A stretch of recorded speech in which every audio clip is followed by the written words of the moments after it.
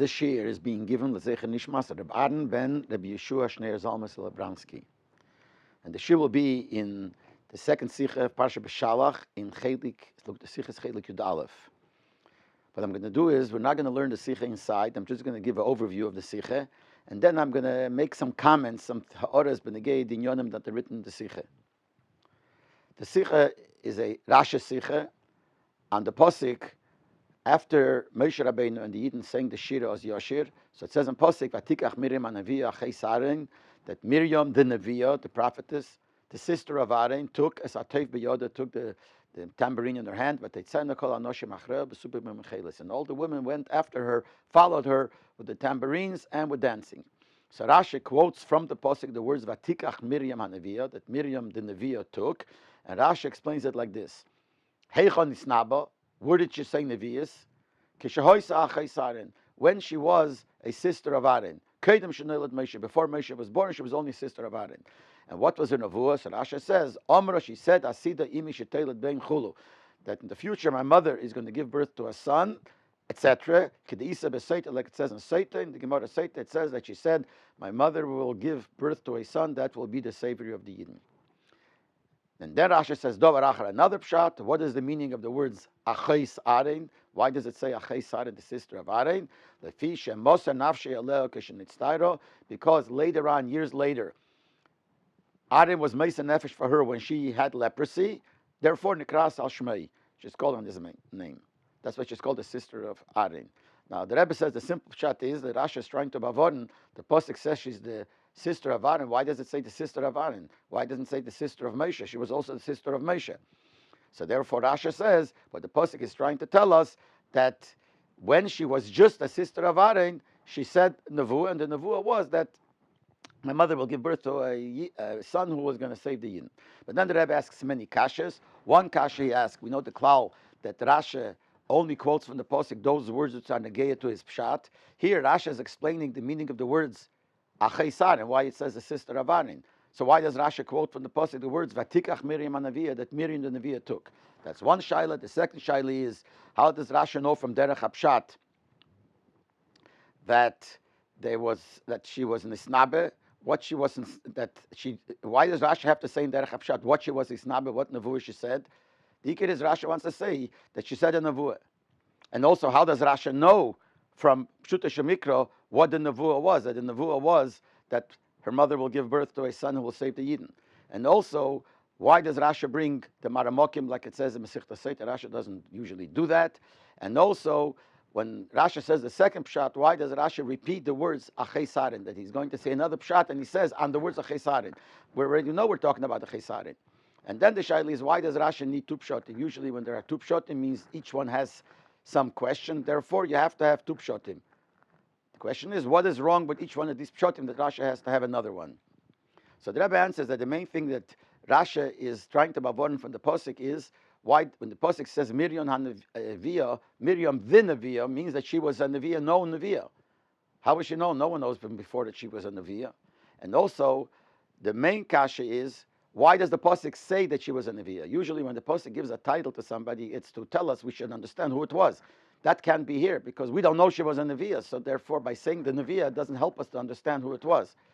Also, the word Neviah, a Novi, sometimes the Torah gives the title of a Novi, is to describe or give more understanding in the Maaseh.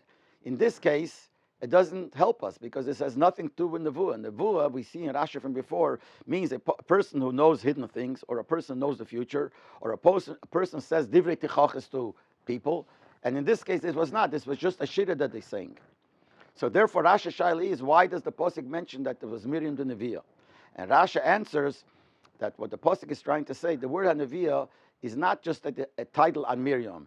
It's supposed to go together. Miriam, Hanaviah Achei Saren. Miriam was a Neviah at the time when she was still just a sister of Aaron. Why is that important? So the Pasuk tells it to us, because otherwise there's a shaila on the Pasuk. How is it possible that Miriam did what she did? She took all the ladies and she sang and she danced without asking permission from Moshe Rabbeinu. Moshe Rabbeinu was the leader and he was the one in charge. How could she do something so major on her own? So Rashi says that's what the Pasuk tells us, that she did this when she was, because she was a Neviah, Achei Saren, the time of when Aaron and Moshe wasn't born yet, it was just Aaron. And what was the Nevi'ahs? That my mother is going to have a child that'll take the Eden out, which means like this, that she was so great that she really didn't have to ask Rishus for Moshe. She was a Nevi'ah even a long, long time ago, before even Moshe Rabbeinu was born.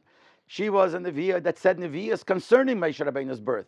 Well, Mele, she didn't really have to have permission from Moshe Rabbeinu.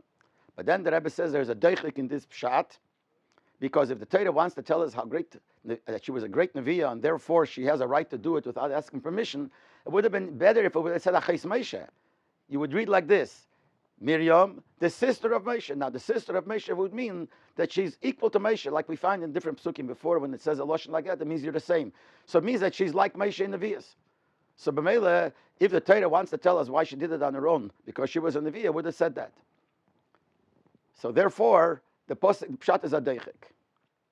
You could l'chura answer, the Rebbe says, that why doesn't it say Achais Moshe? Because you could learn the opposite. If it say Achais Moshe, the sister of Moshe, you would think that she's tofelt, secondary to Moshe. And therefore, it would minimize in her Nevi'ahs. Hagam, but that's, to say that that's what people would think is a doichek, the Rebbe says, because here it's not talking about the Nevuah, and has nothing b'chal to do with Nevi'ahs, because the Yidden just sang, the women just sang the songs. So therefore, since this is a shvera pshat, why, if this is what the Torah means, it should have said Achais Moshe, so Rashi has a second pshat.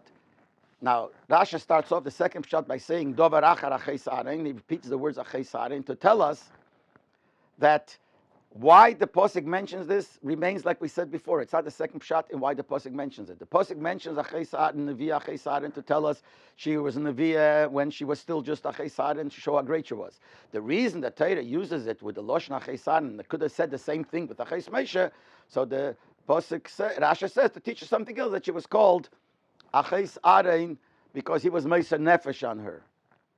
And then after that, we understand that the Chura, this is also, there's a kasha in this pshat also, because she was only, An was Meiser Nefesh many years later, so it's hard to say that at this time she was called Achais Aaron because of what happened later. So therefore, you need the first pshat also. And then the Rebbe goes on in Yena Shal Torah. Now, I want to make a few comments on these inyonim that the Rebbe says in the Sicha. First, the Rebbe said, what is the deichek in the first pshat? The deichek is, it should have said Achais Moshe. That would have meant that she's a sister of Moshe, means like Moshe, and it would show the greatest of the Nevi'ahs. But then the Rebbe said that you could say that people might think that if it would say Achais Moshe, it would mean that she is a tofel, secondary to Moshe. She's not so great. But the Rebbe says that's a deichek. Why is it a deichek? Because we're not talking here about Nevuah. This is not a Nevuah. And mainly, the Yidden said shir, it wasn't a Nevuah. And b'meil, it's a deichek that people might think that Achais Moshe means to minimize. It's not so clear in the Sicha why that is so. Why is it so that if it would say Achais Moshe, we would think that it comes to minimize? Didn't the Rebbe say before that since this is not talking about Nevuah, this whole thing is not talking about Nevuah. If it's not talking about Nevuah, so therefore we'll understand that when it says Achais Moshe would mean that she's equal to Moshe in Nevuah, because the word Hanaviyah goes behemshech to Achais Aaron, not Miriam Hanaviyah, but Miriam Hanaviyah Achais Aaron. So if it would say Achais Moshe, it would be even better. So when the Rebbe wants to explain that it's a deichik to say that people would think that that means the opposite, it says because it's nothing to do with Nevuah, because we're not talking about Nevuah. It's not clear why is the fact that it's not talking about Nevuah makes it that it's a deichik to say that it means she's tofel to him. You could say it's a deichik to say that she's tofel, but why? He doesn't say why. He says the reason why it's a deichik to say that people who think it's tofel is because sharei eina meduber b'nevuah. Because we're not, and the ikir is that kol bnei Yisrael om yeshira. It's not something, and the women, the chiddush is the women did it too. The Rebbe doesn't explain here very clearly why, because it's not talking about nevuah, that's why it's a deichak to say that Achais Moshe would have meant a lesser dargi of nevuah. So l'chura, you just have to add a few words here, which it doesn't say in the Sicha, but l'chura, this is what you have to say. That what the Rebbe means to say is, to say that Achais Moshe comes to minimize in the nevuah of Miriam, then we wouldn't understand. Why would the Torah tell us this? What's the purpose of the Torah telling us here that she is Achais Moshe, meaning she's Tofel in the Nevuah, she's a Neviah, but Tofel in the Nevuah to Moshe? What would be the purpose here? If this Inyan would be talking about Neviahs, this is a Neviah, so the Torah wants to tell us what kind of Neviah she was. So a Neviah is secondary to Moshe. It's not really like Moshe, but she was secondary to Moshe. But since the Parsha is, this is not talking about Neviahs at all, so what's the purpose of the Torah telling us Achais Moshe? So therefore, a person would pashtas understand that the Torah is not trying to tell us she was Achais Moshe, just a Neviah similar to Moshe, but not really like Moshe. What would be the purpose? If you learn that it tells us Achais Arin, to tell us that she was a Neviah before Arin, before Moshe was born, while she was just a Arin, then we understand why the Torah tells us this. So people understand the Torah tells us to tell us how she had a right to do this without getting permission. But if the Torah would say Achais Moshe, and then people wouldn't think it comes to tell us that she's less, because then what would be the purpose of the Torah telling it to us? So automatically it's a self-understood that the Torah means to say that she was similar to Moshe. The Mele, the Kasha is, if the Torah is trying to tell us her godless in Neviahs, she would have said Achais Moshe. And that's what the Rebbe means. To say that people would think it means that it's minimizing, it's a deichek. Why? Because we're not talking about Nevuah. So what was the purpose about saying this? So even though the Rebbe doesn't say it clearly like that, but it seems that's how you have to learn Pshat. I want to mention another thing. In one of the Kashas I mentioned before, the Rebbe asks, how does Rashi know in Pshute Shel Mikro, a simple Pshat, that the Nevuah of Miriam was that Asida Ima Shetelet Bein, that my mother is going to give birth to a son who will save the Yidden. So the Rebbe asks the Shaila, where is the Rashi's Raya in Pshute Shel Mikro that this is a Neviahs? So really, where is the teretz to this Shaila? But the Rebbe says later that by saying that this was a Neviahs, it shows her greatness in Nevuah, that she was a Nevuah, she's a Neviah and said Nevuah when she was still the sister of Aaron, before, and it was Benegeya Moshe Rabbeinu's birth, so it shows how great the Neviah is. We're saying the Kasha was why, how could she do this without permission from Moshe? She was a Neviah who said Moshe Rabbeinu would be born and be the leader of the Yidden. But the question is, but how does Rashi know that this is a Neviahs? In Posuk you have no raya what she said. If we know that this is what she said, it makes sense why the Torah tells us. But where do we see that this is what she said? Maybe she said something else, which also would prove something. So I want to say this is connected to Ha'orah 11 here. And this Shaila that the Rebbe asked, where does Rashi take it from Shute Shel Mikra, that this was the Neviahs? Rashi says, the Rebbe says here in the Ha'orah, Bepashtas Yeshleimer, we could say Bepashtas, that since Rashi says Kedeisa B'Seita, like it says in Seita, Rashi doesn't have to have a Mokir in Pshuta Shel Mikra. So it's because he says, look in the Gemara we see it. But the Rebbe says, but it's not so. If it's something that's not Mukhrich in Pshuta Shel Mikra, then Rashi should have written V'Omer Rabbeinu. Since Rashi doesn't write Omer Rabbeinu, is a raya that this is in Pshuta Shel Mikra. So the Shaila is Sof Kosov, where do we find in Pshuta Shel Mikra this was in Neviahs? So I want to say like this. The Rebbe says in the Ha'orah here that he should have said Rabbi Seinu. That's when the whole thing comes from a Gemara. When there is a reason for Rashi and Pshuta Shel Mikra to bring a certain thing. So Rashi says Amar Rabbi Seinu. But when in Derech HaPshat we have a hechrach that something was here, like in our case. In Derech HaPshat we have a hechrach that there was some kind of Nevius here that showed her godless, even as great as Moshe Rabbeinu. But we don't know exactly what it does. In Pshat we don't see it. And we find the Gemara, but the Gemara says what it is. Here Rashi doesn't have to write Omer Rabbi Seinu, because there's a hechrach in Pshat that there has to be a certain type of Nevuah. And since we find that in the Gemara, so we could assume that this is what it is. So it means that it is Ke'ilut, it's not in Pshat exactly we find that this is the Nevius, but in Pshat we find that there has to be some kind of Neviah that fits to this. And in the Gemara it says it, so here Rashi doesn't have to say Amar Rabbi Seinu. But maybe that's the answer to the Shaila. Where does Rashi get this? He gets it from the Gemara. But he doesn't have to write Amar Rabbi Seinu because there is a hechrech that there has to, in Pshat there is a hechrech that has to be something like this. Now I want to mention something else. In Ha'orah 20, there's a discussion here, what Meforshim say, that why did they take out the tambourines from Mitzrayim?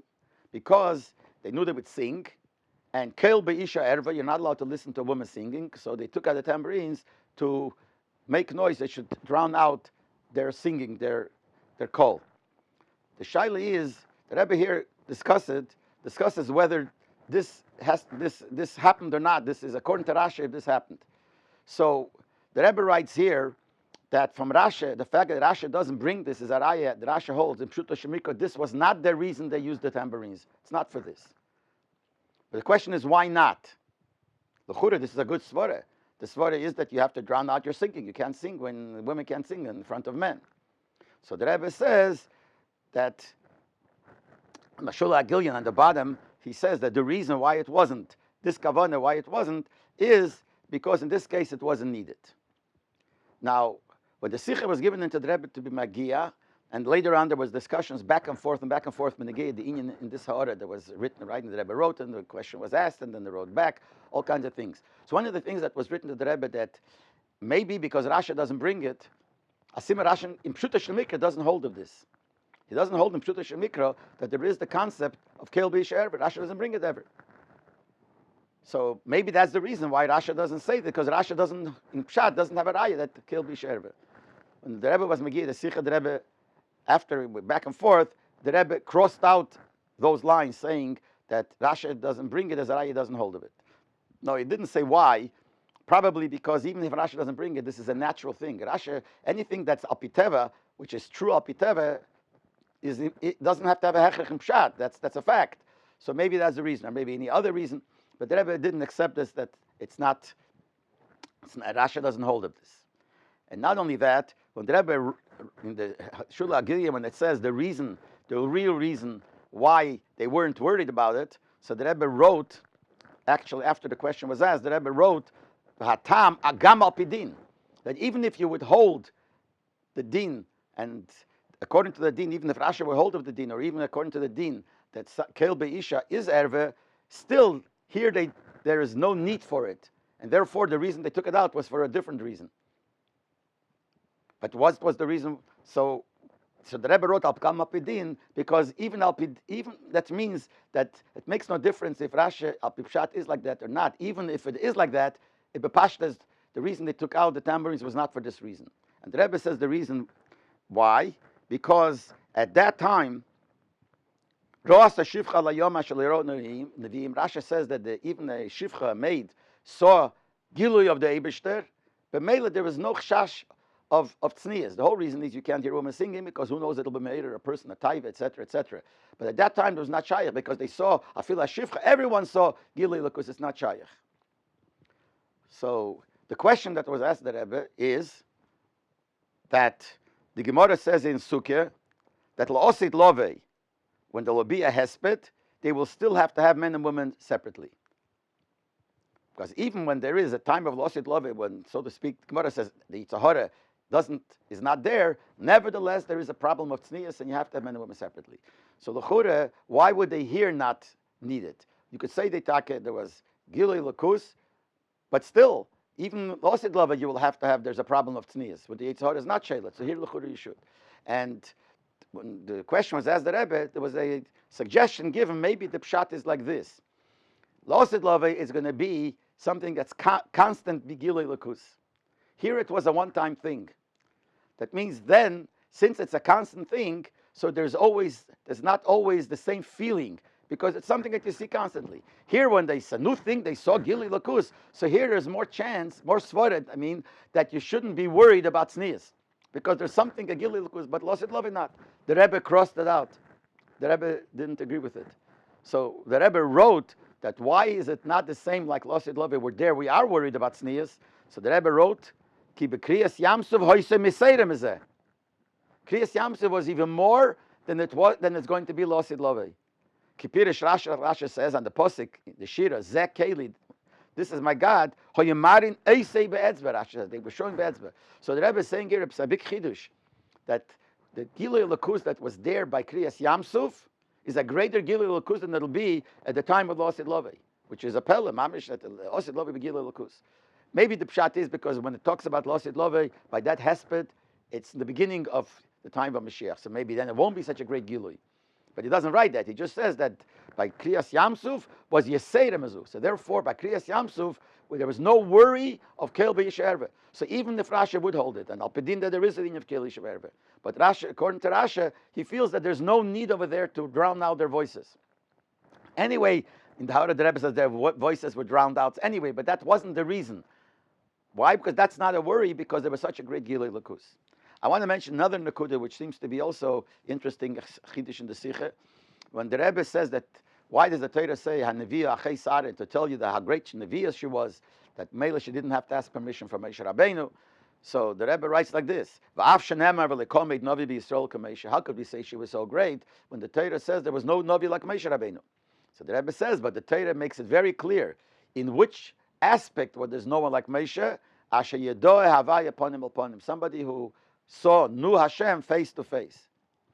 But otherwise, there seemingly could be. And Adarabbe, the Moshe Rabbeinu promised, Novi mikir b'cho, me'achecha komeini yokem b'cha Hashem alakach. The Eibushter will make a Novi like me. So the Rebbe is saying here also a chidush, that when it says that there will be no Novi like Moshe, it doesn't mean in Nevias b'chlal. It means in Nevias in the form of ponim al ponim. Now, could be the Rebbe is saying this only in Pshuta Shel Mikra, because Pshuta Shel Mikra in Chumash it says this word ponim al ponim. Because otherwise it's hard, because we know that the Medrash says, Lekomed Novi Yisrael Kamesha, so it says that's only by Yidden there is no one like Moshe, such a Novi, but Be'umas Ha'olam Kom. But amongst Goyim, there was somebody like Moshe in the Nevi'as, and that's Bilam. Now, if the Pshat is that there was no Novi like Moshe, only a person who saw Ponim al Ponim, but otherwise just a Nevi'as as great is possible by Yidden, so what's the Pshat that Bilam was like Moshe? Bilam didn't see Ponim al Ponim, for sure. It says, Vayikar Elokim, David didn't even call Bilam, it just made it as if it's by the way that we spoke to him. And nevertheless, the Medrash says that he was a Novi equal to Moshe, which is no contradiction that the Pasuk says it will not be, because the Pasuk says Vayidin will not be. But according to this, the Chetchila Bilam was not like Moshe because he didn't have Ponim al Ponim. So it could be this is only in Pshuta Shel Mikra, because the Rebbe is talking here about Pshuta Shel Mikra. I want to mention another thing here. Later on, after the Rebbe goes to the Rashi, he has Yeina Shel Torah. And just in the Kud of the Yeina Shel Torah is, the Chassidus is, that here we see two Pshat in Rashi concerning Miriam. The first Pshat in Miriam on Nevi'ah Achei Saren is her milas, how great she was in Nevuah. And the second Pshat is that she was Achei Saren, the sister of Aaron, because he was Meisa Nefesh for her, which means in the second one is showing like she's a Toffel to Aaron, she's bottle to Aaron. The first one shows her godless, and the second one shows her bottle. So the Rebbe says this fit to what it says in Chassidus, Kabbalah, that Miriam represents Sfiras HaMalchus. And in Sfiras HaMalchus, we also find these two inyonim. On one hand, we find Malchus shows the bittul of Malchus, less Romer Gamra Klum. Malchus doesn't have its own, like this, the moon doesn't have its own light. It's just reflection of the sun. So Malchus doesn't have its own. It only takes from the other spheres. And on the other hand, we say, it says Malchus is Mushlish in Atzmus. Malchus has the Sheirish in Atzmus, more than the other spheres. So here we see, just like we said in Rashi by Miriam, two things in Rashi, the Maila and the Chesoren, or shows the bittul, I don't mean Chesoren, but the bittul she has. The same thing in the Chassidus, that Miriam represents Malchus. You have the Maila of Malchus is Mushlish in Atzmus, and the bittul that it's less Lamagamra Klum. And then the Rebbe says, and because she has the bittul, therefore,